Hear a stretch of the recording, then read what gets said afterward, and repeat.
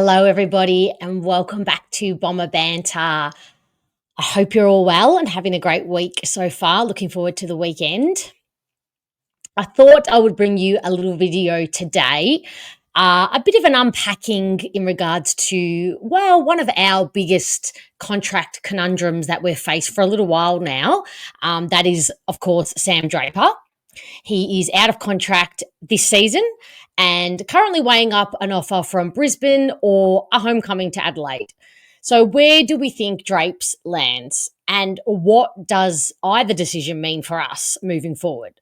So let's go through his background, the situation at hand as it stands as 31st of July, or when I put this out, probably be the start of August of 2025. And then let's go through some of the pros and cons if he stays and if he goes. So in terms of his background, as we all know, he was drafted to Essendon with our pick number 1 in the 2016 rookie draft. He then debuted in round 9, 2020. He, became our, main ruckman in, that 2022 to 2024 period where he really established that number 1 spot. He's played 78 games out of a total possible of 205. His 2022 season was his best by far in terms of game played. He played every game but one, so he played the 22 games that season.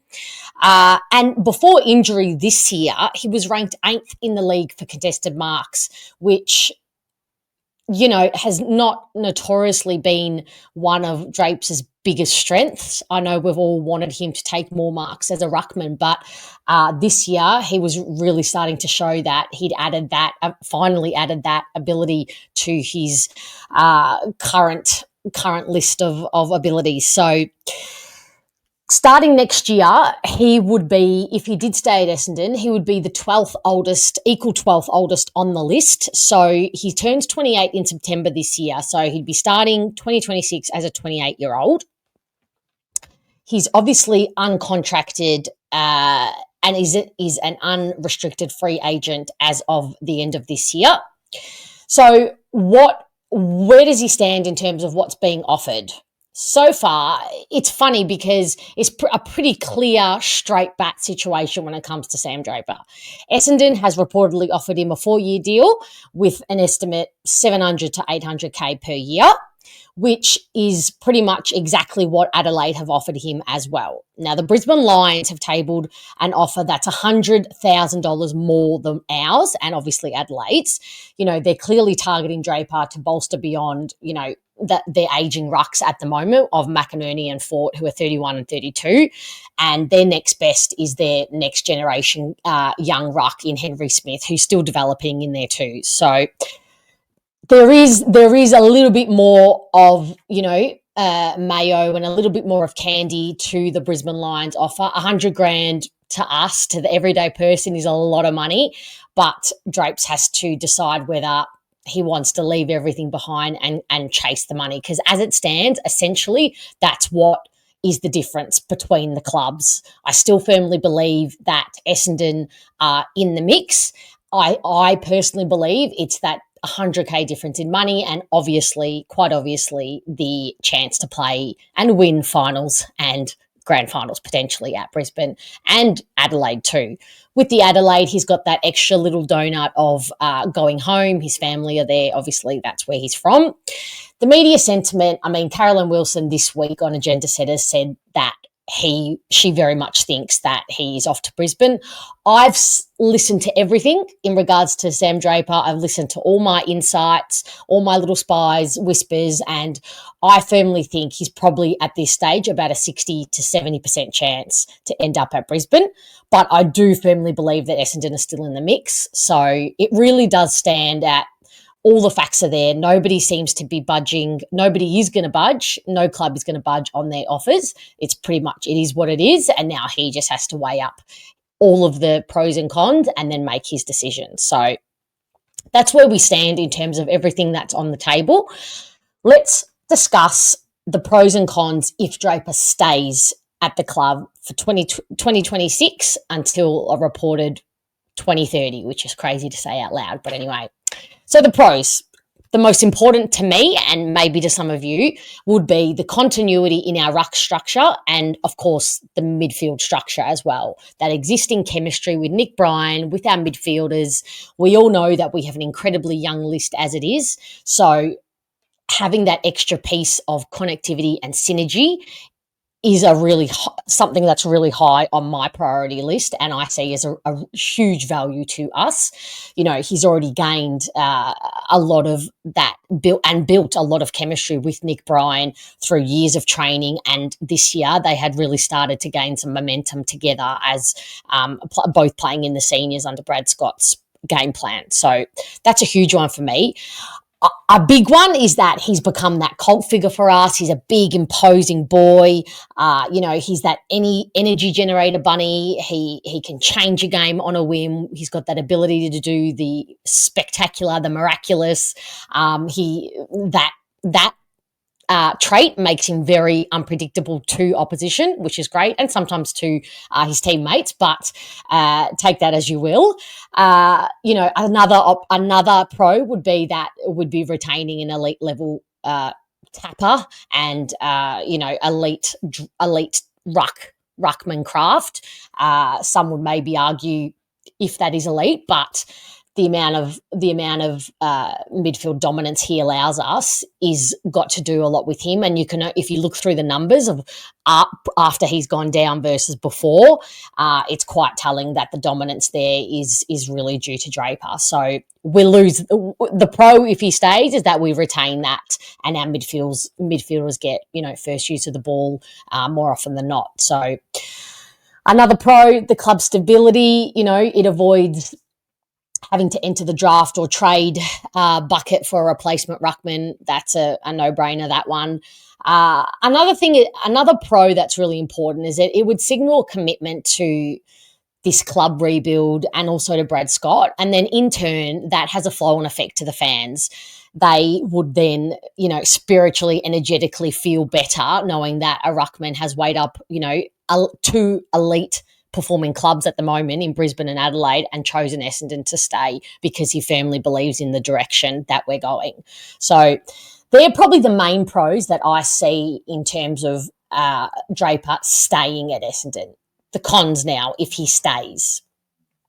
Will Essendon, I don't think this will happen, but will Essendon be tempted to up the money offer to Draper to come close to Brisbane's offer? So if he stays, we run the risk of possibly paying overs in order to match Brisbane's, in order to get it done. I don't think we'll enter that bidding war, but that could happen if we look at the rucks available and think that we can't get anyone better, and it's going to set us back next year and beyond if he does go. Another con that could happen if he stays is it's just inevitably going to block the development of our younger rucks. Or it's going to mean the exit of Nick Bryan. So it's either going to delay Nick Bryan, or we're going to lose him altogether. And similarly, Vigo's probably not going to get as much opportunity unless Nick Bryan goes, and then Brad Scott still stays with the two ruck setup. So Vigo's probably not going to get as much opportunity. Going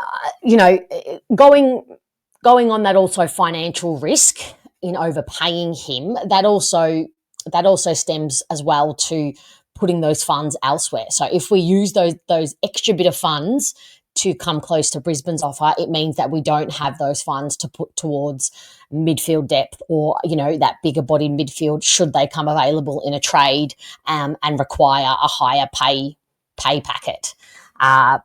The other con is if he does stay is that, the whole narrative around supercharging our draft hand by letting Draper go would be disrupted basically because, given that he does start the year at 28, there's a lot of chatter that it's a no-brainer and we should get a third first round pick and move on basically. So there would be the cons of him staying, the main ones. There are a few others, but they're the main ones that I think could possibly come into play. So now let's look at what if Draper leaves? What are the pros if he actually leaves? So financial gain, we he'd probably be on what, 500 to 600K per year now. We gain that to reinvest in the midfield, at defence, wherever we need it.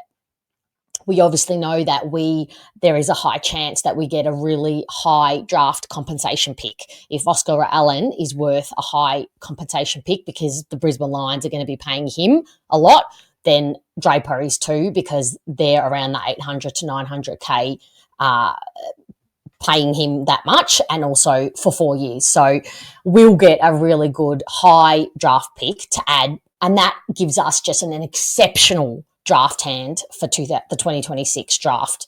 3 high first round picks. I mean, and a future first as well to play with. I mean, there's so much you can do with that, and the options are so many. Like Matt Rosa was probably feeling overwhelmed by the amount of options that provides. So another pro, if he does go to Adelaide or Brisbane, it accelerates the promotion of Brian, obviously, and it will accelerate Visentini. So Brian obviously becomes then that number 1 draft pick. He essentially becomes the go-to man, and I have a feeling that Brad Scott would probably play Visentini as well as that 2-prong ruck structure. So they get more game time. Another pro, it could really catalyse the long-term rebuild with all of these high draft picks. So if we're going to be bringing in this new period another 9 players, that's been doing the rounds, 8 to 9 players, they're all going to be coming in roughly the same age bracket, and they're going to be fitting into an already young kind of system. So they're basically a blank canvas for the development coaches and for Brad Scott. There's no real chain of disadvantage if Draper stays, but, you just don't know as well if he's going to be underperforming after an Achilles. It's probably unlikely, but we just don't know how he's going to, perform post that injury, and how he's going to recover. I don't think it's going to be a big thing, but I've popped it on the list because you just don't know. So the cons, if he does go to Adelaide or Brisbane, obviously, as mentioned, we have the immediate loss of our established number 1 ruckman. Essendon's ruck depth is then unproven. So Brian hasn't played many games where he's been the number 1 ruck. And of course, Visentini is still in his infancy in terms of his ruck journey. So it is essentially quite unproven. And because it is unproven, we risk poorer clearances, poorer midfield stoppage work, and just poorer outcomes in terms of, the midfielders being able to take advantage of any ascendancy that a ruck can give them. It also, if he does leave, there also could be a bit of a backlash from the fans. It could instill the attitude that he doesn't believe in the club and Brad Scott and the rebuild, and there are many agendas that could be set if he does leave to go to one of these more successful clubs. So, look, in conclusion, that is pretty much where we stand as at the start of August, let's say. We know he's got all the facts on the table. There doesn't seem likely that the offers are going to be changing either way. Essendon, pretty much, we as the club have to weigh up stability or draft capital. Do we value the stability, the chemistry, the synergy, the predictability of next year in terms of that position, or are we really going to take further advantage of our already good draft capital and, go to the draft and absolutely clean up? And then conversely, Draper has to weigh up that emotional connection, staying at Essendon and potentially being a leader there and helping us get to that next level, or is it the financial uplift just too hard to pass up? Is that extra 100K a year just going to be too hard to pass up, as well as the opportunity to really experience some success up at Brisbane there? So, funnily enough, with Sam Draper and this decision, I personally feel like I will be emotionally okay either way. which is not something that often happens when, a much loved player leaves the club or has this decision at hand. Usually I know I am very emotionally attached to the players and take it quite personally when they want to leave and can get quite upset. Aside from kind of Jake Stringer last year, I was pretty comfortable with him to leave I looked at the pros and cons list and I was pretty okay with him leaving. Draper, only because it would give us such an incredible draft hand to take to the draft or use for, a Harley Reid or an exceptionally good I still believe we're in the hunt for Zach Butters as well. So I'm told that that's still very much, our name's still very much on that list. So who knows what it would do is just give us so many open opportunities to get creative with it and potentially even get another. So we could potentially go with 4 first round picks if we package up our 2 second rounders and Draper goes. So and have a first future pick. So that's possibly 5 first round picks to play with. And next year, who knows? We're probably going to finish in the bottom 5, bottom 6 again, maybe bottom 7. So it's probably going to be a good pick too. The options, the way that the things that they could do with those numbers are pretty much endless at this point. So I would feel pretty comfortable either way just because of where we sit. But, of course, there is some big decisions at hand and Draper really has to think long and hard about this decision and where he's going to play the remainder of his career. So hopefully you've got a bit more clarity about where that all stands and hopefully I don't think we'll hear a decision before the season's end personally, but who knows? Who knows what's going to happen. I know I'm certainly looking forward to the trade and draft period. There will be lots of content opportunity and lots to talk about. So it's not all doom and gloom when the season ends. We'll kind of tick through the rest of this season and then look on over to the draft and the trade period. So hope everyone is doing well. I will see you all for the fan cams tomorrow at around 7:30 p.m. after our Sydney game, and we'll have a big old chat and discussion about where we stand. So thank you all for watching and I'll see you very soon.